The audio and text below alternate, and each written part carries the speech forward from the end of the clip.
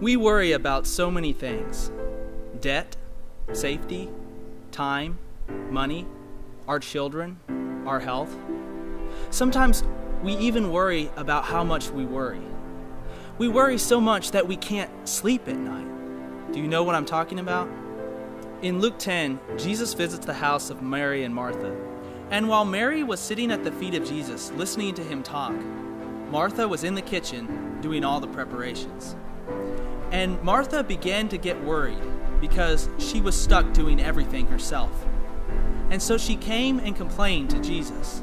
Verse 40 says, "She came up to him and said, 'Lord, do you not care that my sister has left me to do all the serving alone? Then tell her to help me.' But the Lord answered and said to her, 'Martha, Martha, you are worried and bothered about so many things, but only one thing is necessary. For Mary has chosen the good part, which shall not be taken away from her.'" Jesus tells Martha, only one thing is necessary. When we are overcome with worry, we have done what Martha did. We've forgotten the one thing, sitting at the feet of Jesus. But we so often put our trust in other things that when they don't work out the way we want them to, we start to worry. And we become afraid because we're so focused on our own agenda. And when something gets off track, we can't handle it because we've lost control.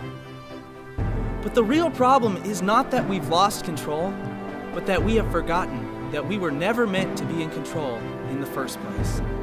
In John 14:1, Jesus says, "Do not let your heart be troubled. Believe in God.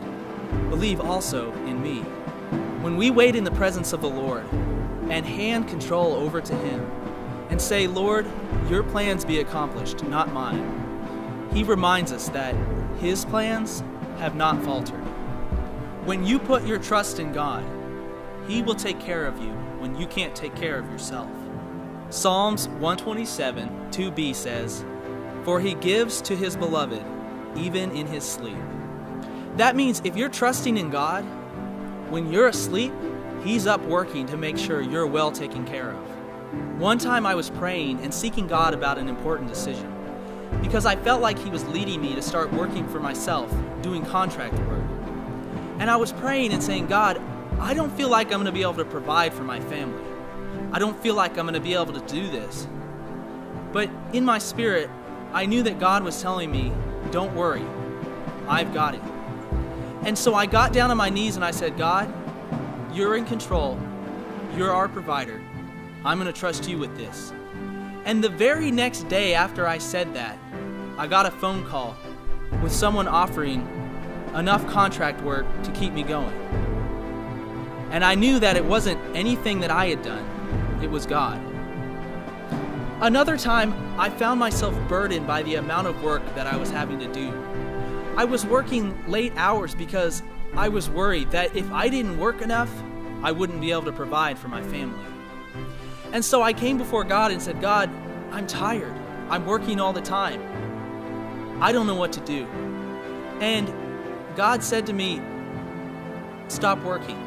I've got it." And I said, "Stop working. I can't do that, or else there won't be enough. I won't be able to provide." But God again said, "Stop working. I've got it." And so I took off work an hour early that day. And as soon as I took work off, I went outside and I checked the mail. And in the mailbox was a random check for $500 that I could never have predicted. And I knew that it was God that was providing for us. I'm not telling you that God doesn't want you to work. I'm telling you He doesn't want you to worry. Jesus reminds us of the most important thing. And if you will begin to seek this one thing first, you will see your problems from His perspective and not your own. I bet if an all-powerful, loving God looked down at the issues in your life, He would say, "This is what all the fuss is about? Really? I can handle that. Don't worry."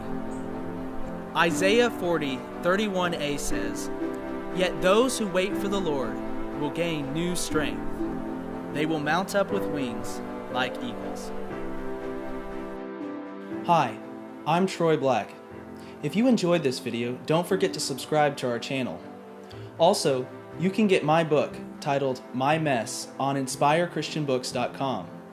It's the story about how I was alone, trapped by sin, and searching for meaning, and about how one night I cried out to God and said, "God, if you're real, I've got to know."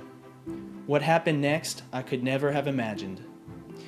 If you're hurting, alone, or trapped, I encourage you to read this book. You will see the power of God at work in your life.